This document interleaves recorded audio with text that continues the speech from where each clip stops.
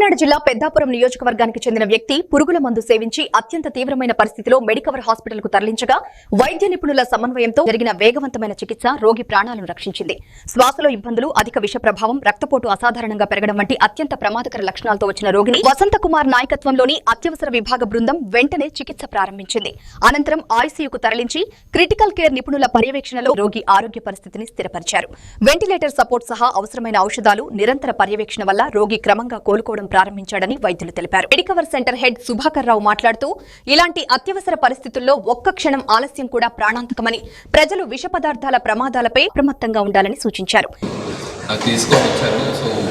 ఇక్కడికి రాగానే మొత్తం ఒక పెద్ద దగ్గొచ్చి వామిటింగ్ వచ్చేసి యాస్పిరేట్ చేసుకొని మొత్తం డ్రౌజీ అయిపోయారు అనమాట. సాట్స్ కూడా పడిపోయి. సో వెంటనే మా ఎమర్జెన్సీ మెడిసిన్లో ఉన్న టీం వాళ్ళు ఇంటిమేట్ చేసి వెంటిలేటర్ కూడా కనెక్ట్ చేస్తాం. అండ్ ఈ పురుగుల మందు ఏంటంటే ఇది చాలా డేంజర్, మొత్తం మన బాడీలో నరాలన్నింటినీ ఎఫెక్ట్ చేస్తుంది. సో దాంతోపాటు పైగా ఈ న్యూమోనియా అనేది, సో ఈ రెండు కూడా చాలా డేంజరస్ కాంబినేషన్. సో ఇక్కడ మా critical care team and physician and emergency medicine అందరూ కూడా సో కోఆర్డినేటెడ్ వేలో డీల్ చేసి ఆ పేషెంట్ కూడా 4 రోజులు వెంటిలేటర్ పైన ఉన్నారు. సో అంతా అప్స్ అండ్ డౌన్స్ అనమాట. ఇంప్రూవ్మెంట్ అవ్వడం, తగ్గిపోవడం, మళ్ళీ ఇంప్రూవ్మెంట్ అవ్వడం, ఇవన్నీ కూడా కొద్దిగా ఛాలెంజింగ్ సినారియో. ఇవన్నీ కూడా మా టీం బాగా కోఆర్డినేట్ చేసుకొని డీల్ చేసి ఇవాళ పేషెంట్ ఇంప్రూవ్ అయ్యి డిశ్చార్జ్ అయ్యే స్టేజ్కి వచ్చారు. సో దట్స్ 4వ తారీఖున అడ్మిట్ అయ్యారండి. 4వ తారీఖు మధ్యాహ్నం వచ్చారు. ఆ టైంలో ఎమర్జెన్సీకి అడ్మిట్ అవ్వగానే అక్కడ సడన్గా వాంతులాగా అయ్యి యాస్పిరేషన్ అంటే ఊపిరితిత్తులకు ఉమ్ములిపోయి ఇన్ఫెక్షన్ లాగా కనిపించి వెంటనే వెంటిలేటర్ పెట్టి ఐసీయూకి షిఫ్ట్ చేసాం.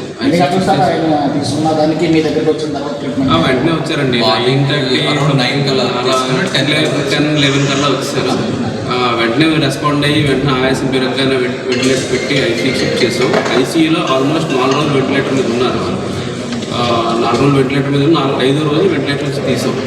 ఆ 4 రోజుల ఫ్లక్చుయేషన్ చాలా, అంటే శాచురేషన్స్ పెరగడం, వెంటిలేటర్ సెట్టింగ్స్ పెరగడము, శాచురేషన్ తగ్గిపోవడము, ఆయాసం ఇవన్నీ ఉన్నాయి. అవన్నీ చూసుకున్న హార్ట్ రేట్ ఫ్లక్చుయేషన్స్ అన్నీ మేనేజ్ చేసిన తర్వాత 5వ రోజు వెంటిలేటర్ నుంచి బయటకు తీసిన తర్వాత పేషెంట్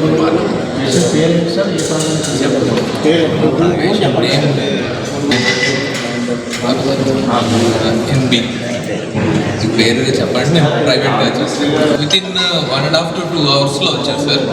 సో మేము మా ఎమర్జెన్సీ మెడిసిన్ వాళ్ళు వెంటనే వాళ్ళు ట్యూబ్ వేసి అంతా క్లీన్ చేసి ల్యాబేజ్ చేసి, ఈ పాయిజనింగ్స్లో సార్ డెఫినెట్గా మల్టీ ఆర్గన్ డిస్ఫంక్షన్ ఉంటుంది. ఫస్ట్ లివర్ ఎఫెక్ట్ అవ్వడం, తర్వాత కిడ్నీస్ ఎఫెక్ట్ అవ్వడం, లంగ్స్ ఎఫెక్ట్ అవ్వడం, బ్రెయిన్ కూడా ఎఫెక్ట్ అవ్వడం, ఇవన్నీ. కానీ అందరిలో జరగదు. బట్ అట్లీస్ట్ ఎక్కువ క్వాంటిటీని బట్టి డిసైడ్ అవుతుంది. ఎక్కువ క్వాంటిటీ, ఫర్ ఎగ్జాంపుల్ ఈయన ఇప్పుడు తీసుకున్న దానికి లివర్ కొద్దిగా మైల్డ్గా ఇన్వాల్వ్మెంట్. సో అంటే ముందుగా అర్లీగా వితిన్ 1 అవర్లో రావడంతో మనం మందు తీయడము, నెసరీ యాంటీడోట్ ఇవ్వడం. కొన్ని యాంటీడోట్ లేని పాయిజన్స్ ఉంటాయి. పారాక్వైట్ అంటాం, అది యాక్చువల్గా బ్యాన్ డ్రగ్ కానీ అవైలబిలిటీ ఉంది. మాకే కదా ఎక్కడైనా సరే దట్ ఈస్ 100% బాగుంటుంది. ఎందుకంటే గ్రాడ్యువల్గా కిడ్నీ వితిన్ షార్ట్ స్పాన్లో కిడ్నీస్, లివర్ అన్నీ ఇన్వాల్వ్ అవుతాయి. సో అది మీరు ఇది ఒక వేదికగా తీసుకొని దాన్ని బ్యాన్ చేయగలిగితే బాగుంటుంది, అవైలబిలిటీ లేకుండా.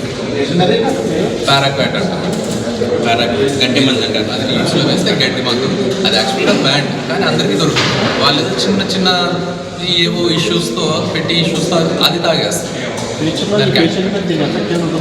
ఎస్ సార్, ఉండదు సార్. కొన్నిసార్లు అందరిలో కాదు, కొంతమందిలో ఉంటుంది. వాళ్ళ క్వాంటిటీ బట్టి పాయిజన్ ఏంటంటే ఫ్యాట్లో డిపాజిట్ రావడం, ఆయాసం రావడం ఇలాంటివి ఉంటాయి. అందుకే మేము ఫ్రీక్వెంట్ మానిటరింగ్ పెడతాం వీళ్ళకి. మళ్ళీ రండి, 5 days రండి, 1 week రండి అని చెప్తాం.